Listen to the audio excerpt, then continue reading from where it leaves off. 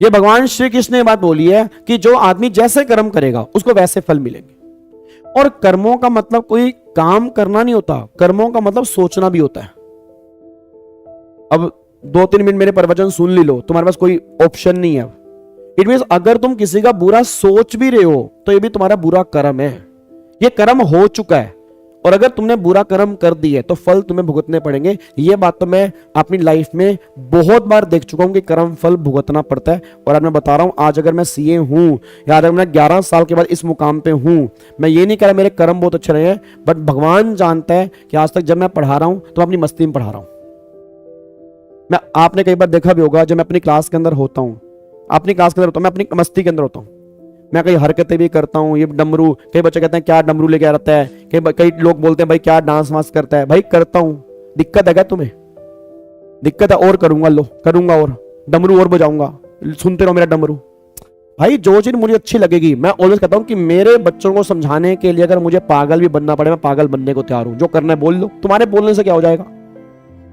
अगर किसी के बोलने से हो जाता तो फिर तो मैं कब का ही खत्म नहीं हो चुका होता। फिर तो भाई साहब लोग स्टाफ देके बैठ जाते, था खत्म था, ओके टाटा बाय बाय जय हिंद। ऐसे दुनिया इंसान खत्म नहीं हुआ करते भाई साहब। तो सिंपल सी बात है, अगर आदमी कोई जैसे कर्म करेगा वो वैसे फल मिलेंगे, ठीक है। और आजकल आज सारी की सारी दुनिया झूठ की है, प्योर झूठ की दुनिया भरी पड़ी है भाई साहब आजकल। चलो मैं आता हूँ, अब मैं आपको 2 मिनट, आजकल ना मैं देखता हूँ यूट्यूब के ऊपर ही भाई साहब, आपको देखना यूट्यूब के ऊपर भी, छोड़ो चलो, मतलब आजकल लाइव, जैसे अभी तो हमारे 272 बच्चा बैठा है, ये 272 बच्चा ओरिजिनल है, हम तो अपनी क्लास का ओरिजिनल बच्चा है। कभी देखना 2-3 हजार लोग लाइव दिखा रहे होते हैं, नीचे कमेंट में 5 कमेंट आ रहे हैं, लाइक खरीदे जा रहे हैं, व्यूज खरीदे जा रहे हैं। बच्चों को समझ ही नहीं आ रहा। मतलब मैं कह रहा हूं एक ऐसा माया जाल, एक झूठ का माया जाल हो चुका है जिसमें बच्चा ही फंस चुका है।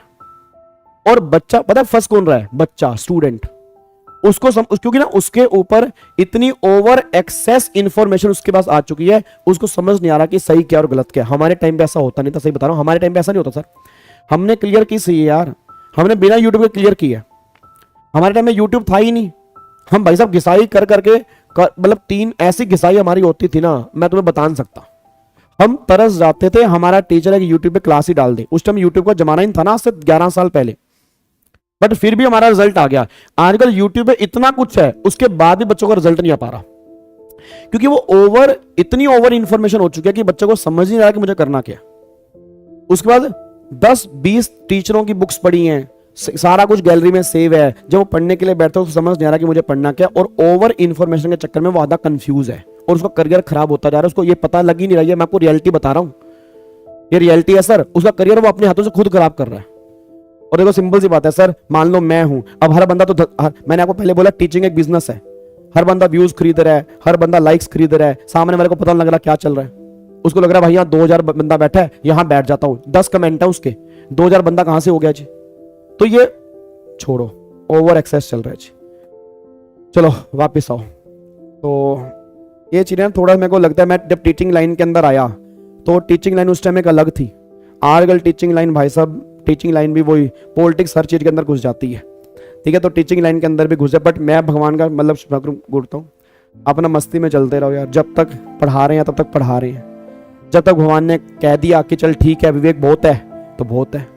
हम अपनी मस्ती में कल भी मस्त थे, आज भी मस्त है जी।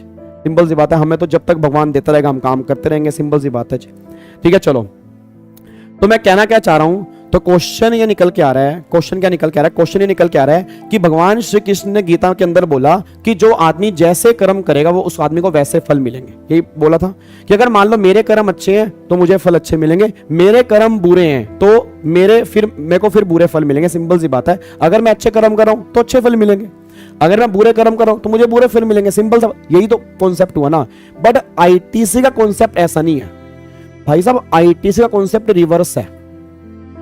आईटीसी कहता है अगर तेरे सप्लायर के कर्म अच्छे होंगे तो रिसीवर को आईटीसी मिलेगा, और अगर तेरे सप्लायर के कर्म अच्छे नहीं होंगे तो रिसीवर को आईटीसी नहीं मिलेगा। मतलब भाई साहब मेरे कर्मों के बेस पर मुझे फल नहीं मिल रहा, मेरे सप्लायर के कर्मों के बेस पर रिसीवर को फल मिल रहा है। ये आईटीसी का कॉन्सेप्ट है। हमारे ग्रंथों में लिखा है कि अगर मैं अच्छे कर्म करूंगा तो मुझे अच्छे फल मिलेंगे, मैं बुरे कर्म करूंगा तो मुझे बुरे फल मिलेंगे। ये हमारे ग्रंथों में लिखा है। बट आईटीसी कहता है जो मर्जी लिखो भैया, वो तुम्हारे ग्रंथों में लिखा होगा, वो प्रैक्टिकल लाइफ में चलता होगा। हमारे ग्रंथों में हमारे ग्रंथ अलग है। हमारा ग्रंथ ये है, अगर सप्लायर सही है तो रिसीवर का आईटीसी बनता है, अगर सप्लायर सही नहीं है रिसीवर का आईटीसी नहीं बनता। अगर सप्लायर ने इनवॉइस अपलोड कर दिया, रिसीवर आईटीसी क्लेम कर सकता है। अगर उसने इनवॉइस अपलोड नहीं किया जीएसटीआर 1 में और उसका तुम्हारे 2B में नहीं आया, तुम आईटीसी क्लेम नहीं कर पाओगे। अगर सप्लायर ने जीएसटी पे नहीं किया, तुम्हारा जीएसटी हमारे पास नहीं पहुंचा, तुम आईटीसी क्लेम नहीं करोगे। और अगर तुमने क्लेम कर लिया, you have to reverse your ITC. अब बताओ, उसके कर्म खराब है, फल मुझे भुगतना पड़ रहा है। गवर्नमेंट कह रही सॉरी, हम नहीं कुछ कर सकते, ये तुम देखो भाई। आपस में लड़ो मरो कुछ भी करो, हम इस क्लेश से बाहर हो चुके हैं। तो हम इस क्लेश से बाहर हो चुके हैं, हमें इस क्लेश से बाहर करो भाई, हमें इस दुनिया से बाहर करो। यहां पे सप्लायर के कर्मों पे, सप्लायर के कर्मों के ऊपर रिसीवर का आईटीसी डिपेंड करता है, बस ये बात ध्यान दो। तो आईटीसी का भी एक अलग ग्रंथ है, ये नहीं फॉलो करता गीता को, आईटीसी नहीं फॉलो करता गीता रामायण नहीं फॉलो करता, इसके अपने अलग ग्रंथ हैं। ये कहता है भाई सप्लायर तू बता तू क्या, हाँ तूने इनवॉइस अपलोड किया है, जीएसटीआर 1 2B में कम्युनिकेट हो गया, पेमेंट तूने कर दी है, हाँ तो उसका आईटीसी मिलेगा। और अगर तूने कोई गलती कर दी है ना, तो बेटे तेरे चक्कर में ना रिसीवर का आईटीसी मारा जाएगा। कई बार ऐसा होता था ना कि छोटे भाई के चक्कर में बड़े भाई को रैप्टा पड़ रहा है, घर में कुछ भी हो जाए, तू तो बड़ा है, तू तो देख सकता है, या तू भी पागल बन गया है इसके साथ मिलके। छोटा भाई मजे लूट रहा होता है, हाँ मम्मी थोड़ा सा और डांटो मम्मी, बेटे तू तो इतना लंबा झोटा हो गया, इतना बड़ा हो गया, बेटे तू तो कुछ देख ले, तू भी बिल्कुल बच्चों की तरह हरकतें करता है बेटे। हर बार बड़े भाई को डांट पड़नी ही पड़नी थी।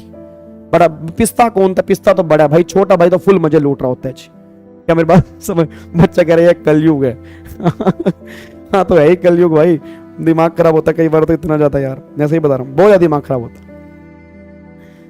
भगवान से बस एक ही प्रार्थना करता हूँ कि भैया भगवान जितना देना है उतना देना, कि कभी अहंकार वहंकार में ना हो।